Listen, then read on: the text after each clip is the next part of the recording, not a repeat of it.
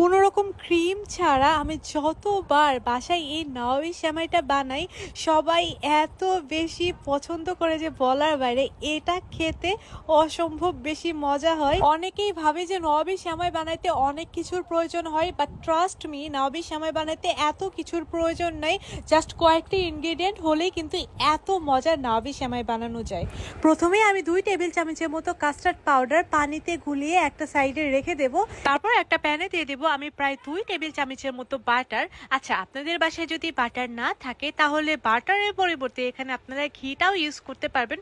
ঘিটা দিলেও কিন্তু এটার স্বাদটা অনেক বেশি ভালো হবে। আর আপনাদের বাসায় যদি বাটার, ঘি কোনো কিছুই না থাকে তাহলে কিন্তু এটা নর্মাল যে তেল আছে তেল দিয়েও কিন্তু ভাজা যাবে।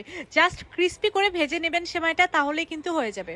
তো দেখতেই পাচ্ছেন সেমাইটা কিছুক্ষণ ভাজার পর এখানে আমি প্রায় 1/3 কাপের মতো চিনি দিয়ে দিলাম। আপনারা কিন্তু এখানে চিনিটা কম বেশি ইউজ করতে পারবেন। চিনিটা আপনারা যেমনটা খাবেন তেমনটা এখানে দিয়ে দিবেন। তারপরে এটাকে আমি আবারও খুব ভালোভাবে ভেজে নিচ্ছি। আমি একটু চেষ্টা করতেছি এটাকে ক্রিস্পি করে ভাজার জন্য। এটা আমার ক্রিস্পি করে ভাজা শেষ। এখন এটাকে একটা সাইডে রেখে দেব। এখন তৈরি করে নেব আমি ক্রিমটা। ক্রিমের জন্য এখানে আমি প্রায় 1 লিটারের মতো দুধ নিয়েছি।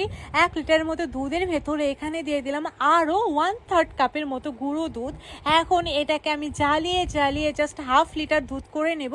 আর দুধটা যখন ঘন হবে তখন কিন্তু এটা খেতে আরো বেশি মজা লাগবে। আর এখন এখানে আমি দিয়ে দেবো 2/3 কাপের মতো চিনি। আমি আবারও বলতেছি, চিনিটা আপনারা আপনাদের ইচ্ছে অনুযায়ী ইউজ করবেন।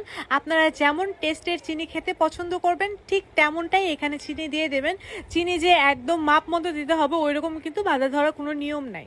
তারপরে এটাকে আমি খুব ভালোভাবে জ্বালিয়ে নিচ্ছি। দেখতেই পাচ্ছেন এটা কিন্তু অলমোস্ট অনেকটাই ঘন হয়ে আসছে, দেখতেই পাচ্ছেন। আর এই যে সরগুলো দেখতে পাচ্ছেন এগুলোকেও এরকম ভাবে একটু মাঝখানে দিয়ে দিবেন, তাহলে এটা অনেকটাই মালাই মালাই টাইপ লাগবে, খেতে ভাল লাগবে।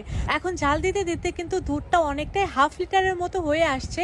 যখনই দুধটা এরকম 1/2 লিটারের মতো হয়ে আসবে তখনই আমাদের তৈরি করে নেওয়া কাস্টার্ডটা এর ভেতরে দিয়ে দেব। কাস্টার্ড দেওয়ার সাথে সাথে কিন্তু এটা অনেকটাই ঘন হতে শুরু করবে। জাস্ট 2 মিনিট নাড়িয়ে চাড়িয়ে নামিয়ে নিলে কিন্তু এই ক্রিমটা একদমই রেডি হয়ে যাবে। দেখতে পাচ্ছেন কতটা ইজি নওয়াবি সেমাই বানানো। আর আপনারা অনেকটাই কিন্তু এটাকে হার্ড করে ফেলেন। আসলে এই সেমাই বানানো অনেক বেশি ইজি।